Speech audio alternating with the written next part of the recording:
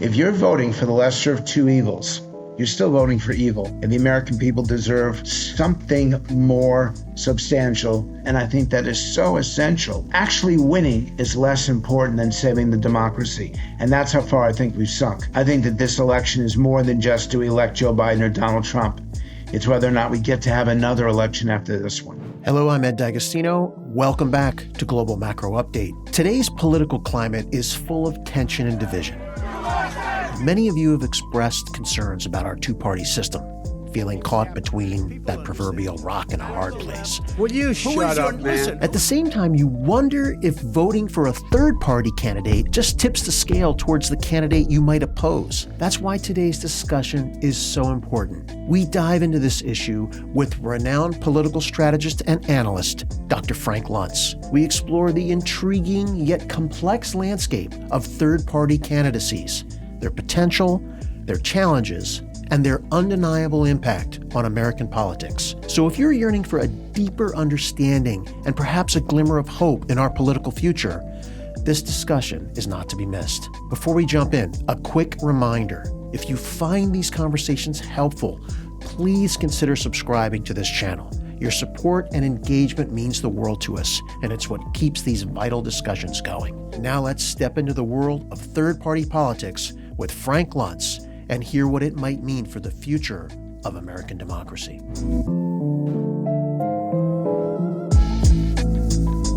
We hear about Donald Trump and Joe Biden multiple times a day in the media. You know, you and I have had this conversation, and the world is having this conversation. We can't believe that we've got these two 80-year-old guys are going to be our choices. But there's third-party activity happening in this country. What does the third-party candidate landscape look like today, Frank? Well, let's put some numbers behind it because we've been polling on this topic all through the year.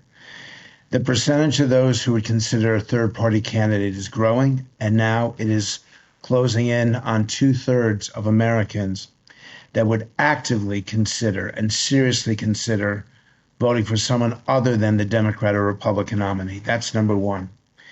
Number two is the dislike for both Joe Biden and Donald Trump. Obviously, some people like one, others like the other, but you now have 70% of Americans who do not want a rerun of 2020. And third, a clear majority of Americans believe the country's off on the wrong track, believe that the next generation will have it worse than this generation, and believe that the status quo is unacceptable. Combine all three of those, and you have a third-party candidate that starts with 20% of the vote, regardless of who it is. As long as that person is credible, as long as they have the attributes that we would want in a president, they start where Ross Perot left off in 1992. And at 20%, you still don't win a single electoral vote. But at 22 or 23%, you start to win places like Utah and Maine. Get up to 25%, and maybe you're taking West Virginia. And if you get into the upper 20s, you're winning a whole bunch of electoral votes. And that raises the second big issue of this conversation. Are they credible or are they a spoiler? Because I have to assert at this point that a third-party candidate does have a considerable base, but they also have a ceiling that they cannot get beyond. And once again, according to our polling, no third-party candidate will get more than 1/3 of the vote. So they start with 1/5. They can end at 1/3, but that doesn't make them electable. And what that means is too many Americans are throwing away their vote rather than expressing their vote. So that's going to be harmful in the last month of the campaign. I'm sorry for such a long answer, but I've done so much work in this that I can answer anything you got. Can we dig into the spoiler angle a little more? I'm admittedly rusty on my U.S. civics when it comes to how elections get settled. What would happen if we had a situation where a third-party candidate got more of the popular vote than anyone else? Any other single candidate, right? So nobody gets a majority. What happens? How would that get settled? If you had a candidate who got 1/3, and then there were 4 other candidates, and nobody got over 50%. Well, first off, it's not the popular vote that matters. It actually doesn't matter, only in that the states, their electoral college vote is apportioned based on the popular vote within that state. So let's say that the electoral college, the third party candidate gets 20 electoral votes, which is absolutely conceivable, but that denies anyone the majority. Then the election goes to the House of Representatives. Every state gets one vote, which means that Wyoming is just as important as California. And that's something that most people have not calculated yet. The fact that the biggest states in America have a majority of Democrats and the smaller states will really determine who the next president is. So that's beneficial to the Republicans. That a second question is, who do they take votes away from? We have found that Liz Cheney, even though she's a Republican, takes more Democratic votes because, frankly, Republicans think of her as a traitor and Democrats think of her as a hero. Conversely, Joe Manchin, even though he is a Democrat, takes away more votes from the Republicans because he's so conservative. So you have to go candidate by candidate. Robert Kennedy Jr., who's already declared, takes 2 votes away from Joe Biden for every 1 vote he takes from Donald Trump.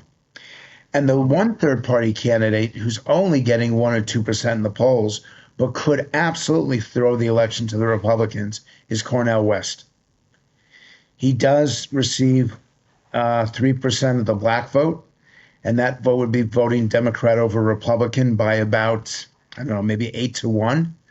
So every vote that Cornel West wins is a vote that doesn't go to Joe Biden. And we've already seen what that means when Ralph Nader essentially gave Florida to George W. Bush rather than Al Gore. Can we talk about no labels a little bit? Because no labels, I know you're familiar with them. It continues to be active and out there in the dialogue, in the discourse. But if I understand their position correctly, they've said that they won't run a ticket unless it is confirmed that we have a Trump-Biden contest. Is that still your understanding? That is still my understanding. And it's more than that, where they have to, a third party candidate, the person they nominate, the president must be from one party and the vice president must be from another. So it's truly a unity ticket. Second is that they must have some shot of winning. And that's actually how the Presidential Debate Commission determines who participates, is that the candidate has to get at least 15% in 3 polls, because they have to have a chance, not of being a spoiler, but being having a real credible shot at the White House. No Labels has gotten, I believe the number now is 14 states that have now put their party on the ballot, and that'll be given to whatever candidate gets the No Labels endorsement. And having done this with Ross Perot in 1992, I know how important that is. Perot didn't start to try to collect signatures until March of that year. No Labels already has 14 states. Their goal is to get 20 by the end of January. And I think that they're going to be successful in getting someone on the ballot in every one of the 50 states. The issue of being a spoiler is, who do they take more votes away from? Because the concern among Democrats is that a No Labels candidate will elect Donald Trump. And the concern among Republicans is that a No Labels candidate will elect Joe Biden. And my response to them is, if you're voting for the lesser of 2 evils, you're still voting for evil.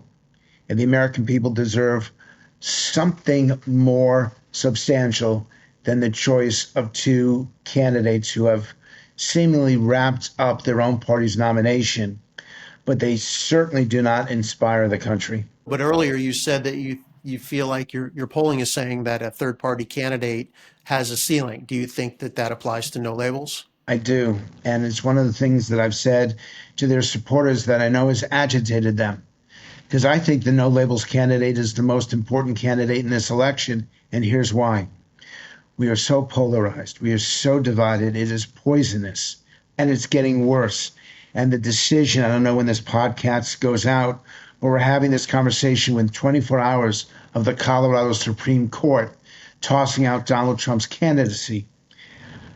I'm really concerned about that. I don't like the idea of courts telling states and telling voters who they can vote for and who they can't. I think that's really problematic. And the whole country's in an uproar right now because of that Colorado decision. But in the end, it is essential that the public have somebody that they could vote for and not just people they vote against for the future of our democracy. And I'm hoping that the No Labels candidate will, and I don't know if this is going out just by sound or by visual, but for those people who are listening to me, I'm putting one hand up to my right, I'm putting one hand up to my left, representing Joe Biden and Donald Trump. And that No Labels candidate, looking at the two of them, holding their hands up to their face and saying, enough. Enough with the viciousness, enough with the anger, enough with the hate, just enough, is so important. And if they do it physically, early in the debate, that becomes the picture in every newspaper. It becomes the photograph in social media. It becomes the moment of that first debate. And I think that is so essential to our democracy that someone does this. So to me, actually winning is less important than saving the democracy. And that's how far I think we've sunk. I think that this election is more than just do we elect Joe Biden or Donald Trump. It's whether or not we get to have another election after this one. This is a very sobering conversation. Well, it's really bad when you ask people. I'll give you two polling questions. And I'm sorry for the listener, because normally it's very interactive and you and I talk to each other. And now I'm kind of doing soliloquies after each question. But this is what I've been working on. This is my passion. I don't think there's anything more important than this area. And I think it's absolutely essential, not that we stop the negativity or that we stop disagreeing with each other, but that we reinstill a commitment not just to America as it is today, but to America for the future. So, twice as many Americans believe that kids are going to have a worse life when they get to be their age than what they're having now compared to their parents. Part of the American dream is intergenerational improvement. And if you feel like you have it now, you're in the minority. If you think your kid's going to be fine, you're in the tiny minority. And the other question I ask people is whether they feel that they are themselves invested in America, invested in America's future, invested in America's success. And that number is 66%, which isn't great, but it's not horrible. But then the follow-up is what percentage think that America is invested in them? And that has fallen to 31%. And that is at the root cause of the anger, the idea that we love our country and we believe in it, but we're no longer convinced our country loves us. And that is not sustainable. Not even what do you think caused that, Frank? Was it social media that caused that? Or, I mean, it's so amazing how Americans have more in common with each other than not. And it's always been the case. And yet algorithms force us to focus on our divisions. Is it the algorithms or is it something else that you're seeing? I believe that the algorithms are taking a bad situation and making it worse. But ask the Black community. Do they feel like they have a lot in common with their white brethren? Ask 18-year-olds whether they think they have a lot in common with 65-year-olds. Ask the people in Biden states whether they feel they have a great deal in common with the Trump states. We spend all of our time tearing each other apart and none of our time listening and learning from each other. I'm a professor. I teach all over the globe. And I've never seen it this bad, and I will not tolerate my students saying it or doing it. But other professors not only tolerate it, but encourage it. Our universities right now are ablaze in anger and vitriol and the viciousness of these demonstrations and the rejection of anyone who may possibly disagree. In my life, I've embraced disagreement. I want to hear it. I even cause it so I can understand it better. And now we have a class in society that seeks to shut down debate, seeks to silence critics, and in fact, cancel them. That's not academia. That's not the way academia should be. It's not the way society should be. But that's where we are right now.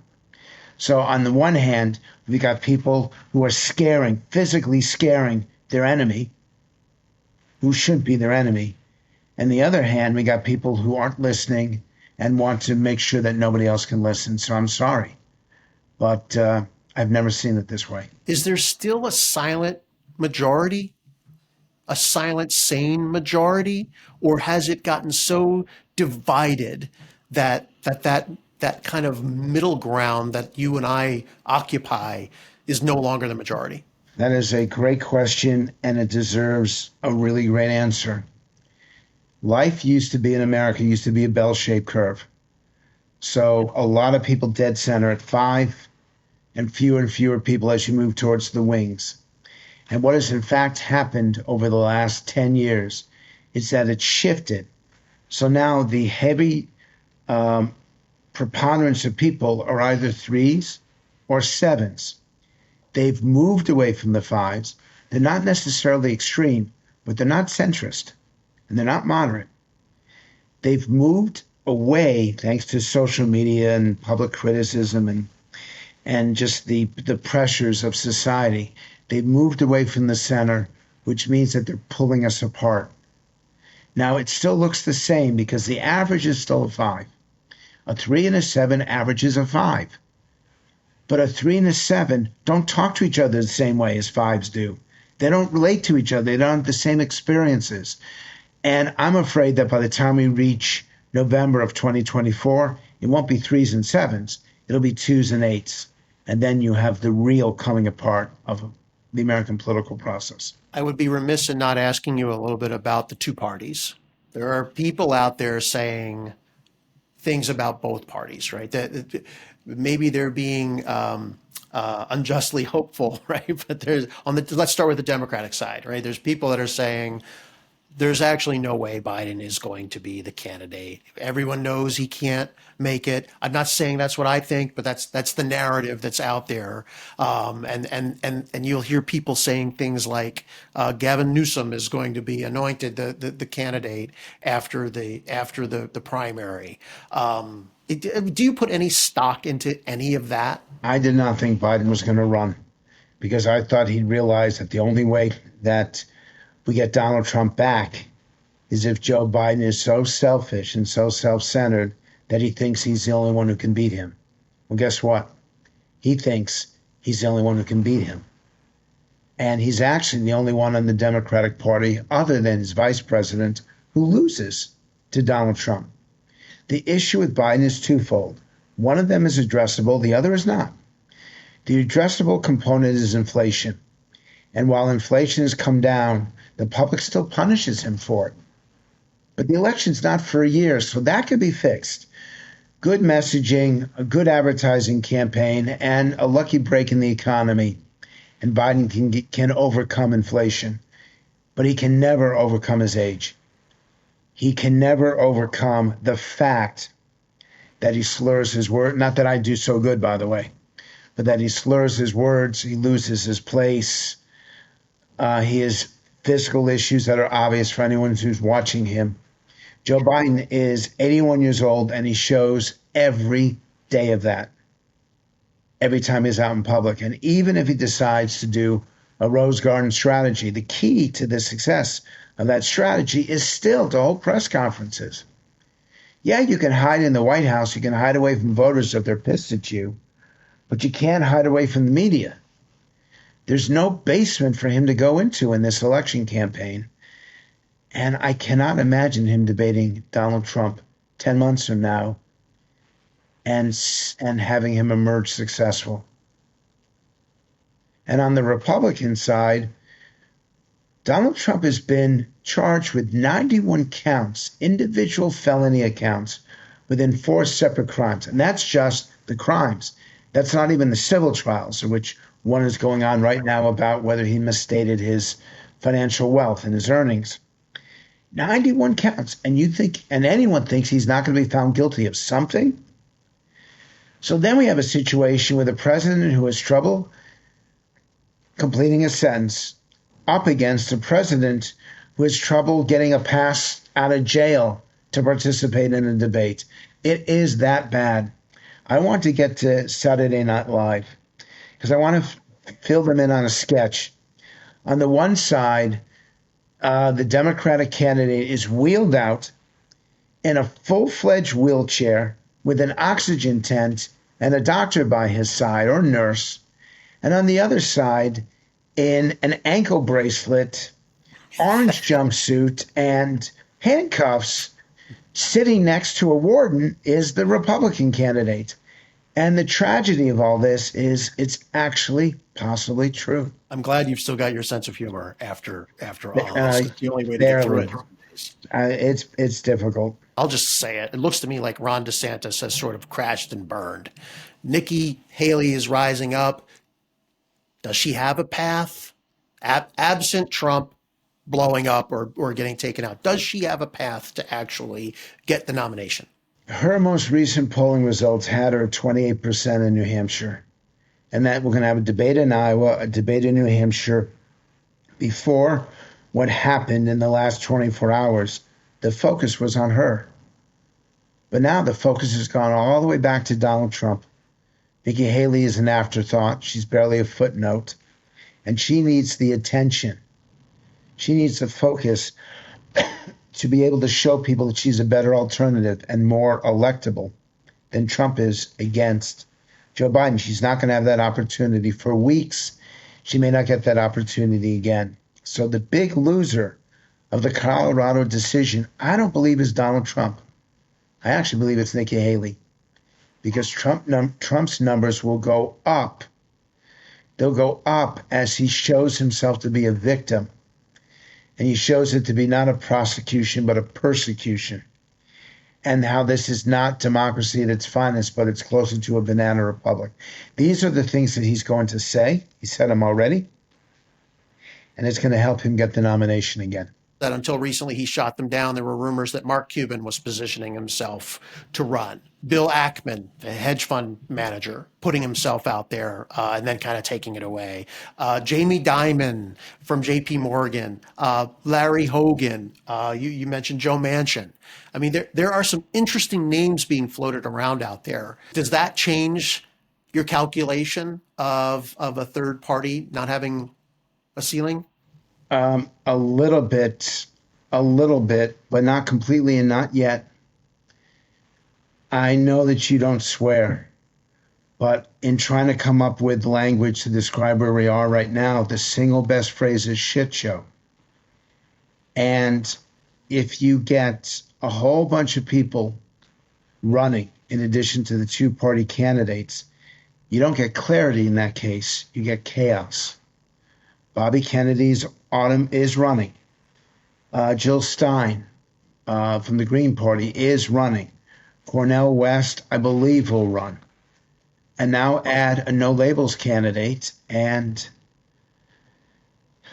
the prognosis for the democracy isn't great. On the other hand, it does give voters more choices. It does give them more options to be able to choose someone who not only they agree with, but they believe can govern and govern effectively. So I think I'm just uncomfortable with the way the campaign will be run. And I'm uncomfortable with what we now accept as legitimate political discourse. And I say this to everyone who's listening right now. Yelling at each other and seeking to be heard is not the same thing as political communication. And we have to do a better job, a more respectful job of recognizing that we disagree with and at least being willing to platform it rather than trying to shut it down.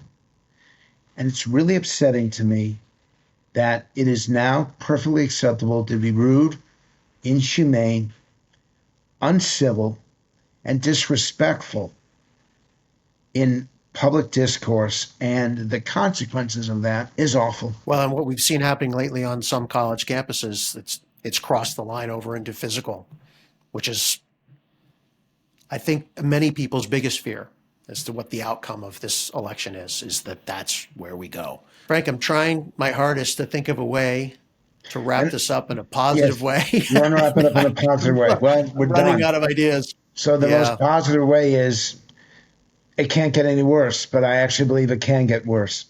Yeah. The most positive thing is to give you a solution. When I do my speeches, people are always asking me, okay, get me out of this. And I have 3 proposals for you. Number 1 is that it starts and ends with education. And that means demanding that our young people not only can read and write and do mathematics, but they know critical thinking so they can spot truth from lies, that they know problem solving so they can address the things that are in their way and make things better, and that they know civics and American history so they realize just how great this country is.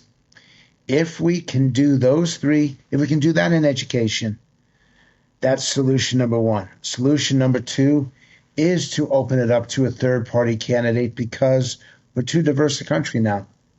That 2 candidates do not embody what we think, what we believe, what we want, and what we deserve.